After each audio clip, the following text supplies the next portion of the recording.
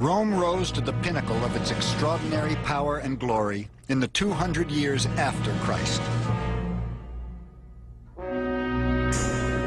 It grew until the empire united all lands from Spain to Syria and from Scotland to Egypt. More prosperity, more stability, and more peace than the Western world had ever seen. But there was nothing mystical about the chaos of the 3rd century.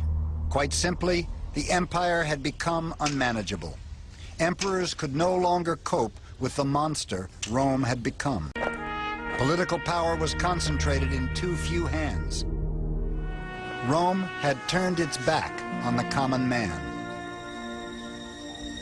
Destitute families flooded into the city, swelling the ranks of sweatshop workers and the urban poor. The proletariat are idle, lazy, and devote their whole life to drink, gambling, brothels, shows, and chariot races. Their temple, their dwelling, their meeting place, in fact the center of all their desires, is the Circus Maximus. They talk about nothing else. Ammianus.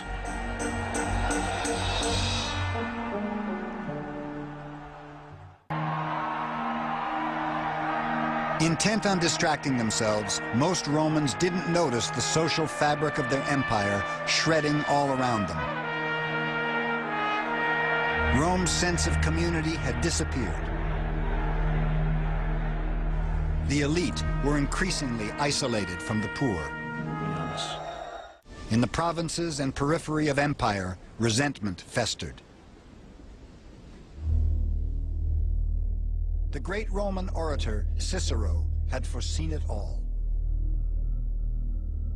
Words cannot express, gentlemen, how bitterly we will be hated among foreign nations because of the outrageous conduct of the men we have sent to govern them.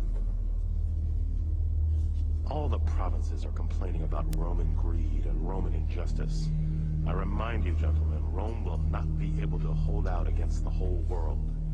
I do not mean against its power and arms in war, but against its groans and tears and lamentations. The American Republic is in remnant status.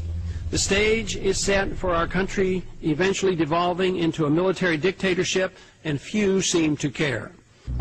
By the year 300, there were almost 500,000 Roman soldiers, and the legions were still growing. The only way to maintain this gigantic military machine was taxation. Taxes rose and inflation spiraled. Roman currency, the denarius, was progressively devalued. Once again, ordinary Romans bore the brunt. Beset by enemies without and turmoil within, the empire tried desperately to tighten its grip. Along with the army, the whole apparatus of imperial power began to swell. Bureaucracies multiplied. The people who oversaw the postal system, the speculatores, had become the world's first full-fledged intelligence operation. Spies were everywhere, reporting any signs of rebellion in the provinces. Emperors were obsessed with maintaining control. Rome was moving slowly but surely towards the totalitarian regimes that would preside over its final collapse.